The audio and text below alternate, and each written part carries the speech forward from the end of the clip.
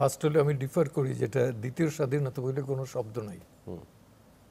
উনি পণ্ডিত ব্যক্তি, অনেক জ্ঞানী লোক, উনি যদি বলে থাকেন তারপর আমি এটার সাথে দ্বিমত পোষণ করি। স্বাধীনতা 71-এ হয়েছে, 47-এর কথা অনেকে বলে, সেটা পাকিস্তান হয়েছে, কিন্তু বাংলাদেশ হয় নাই। বাংলাদেশের স্বাধীনতা 71-এ হয়েছে।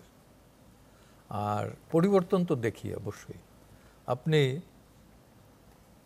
দুটা ব্যাপার আমি বলি, এই আন্দোলন জুলাইয়ের,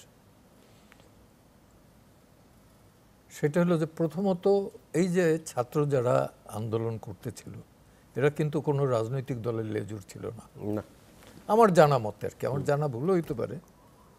এবং এরা খুব পরিচিত ছাত্র নেতাও ছিল না। তাহলে তারা কিসের উপর অর্গানাইজ করলো? এদের তো ধনীর সন্তানও না। এই যে এই পালসটা কিন্তু রাজনীতিবিদরা এবং রাজনৈতিক দল বুঝতে ভুল করছেন। এই দায়িত্বটা তো ছিল ছাত্রদের না, দায়িত্ব ছিল রাজনৈতিক দলের। এত অসংখ্য দল আছে, সেই দলগুলো কিন্তু এই পালসটা বুঝতে ভুল করছেন।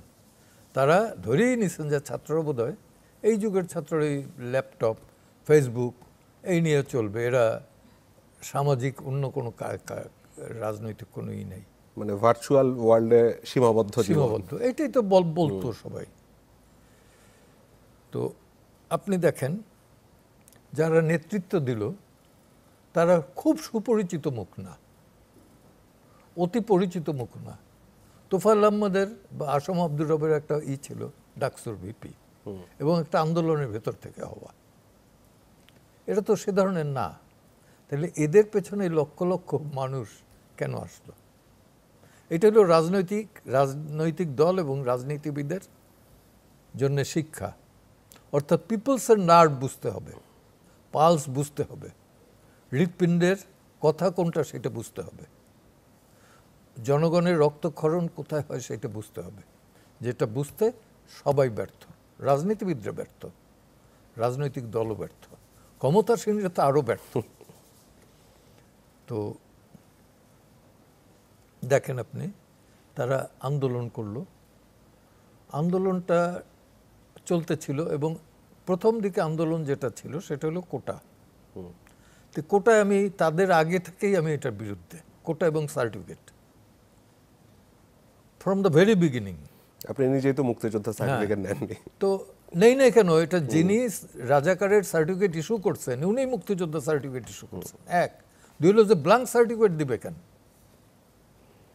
আর কোনো মুক্তিযোদ্ধা, আমি তো আমার সামনে এখনো তো আসে, যারা বেঁচে আছে তারা আসেন, কাউকে জিজ্ঞেস করেন তো যে একটা গাড়ি বাড়ি বা পেনশন পাবে এর জন্য মুক্তিযুদ্ধ করছে কিনা, আদৌ না।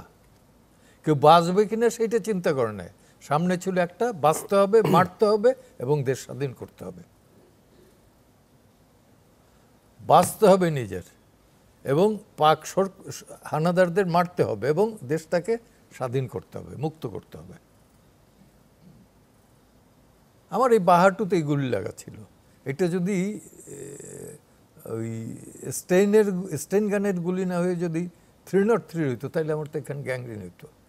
303 গুলির একটা আলামত আছে যে লাগলে পরে ওটা গ্যাংগ্রিন, তার মানে কাটতে হইতো। যাই হোক, ওই ঘটনা আমি যাব না। আমার আগাগোড়াই কিন্তু একটা ক্ষোভ ছিল কেন? এই মুক্তিযোদ্ধা সার্টিফিকেটের ভেতর থেকে দেশটা ডিভাইড করে দিল। কিভাবে?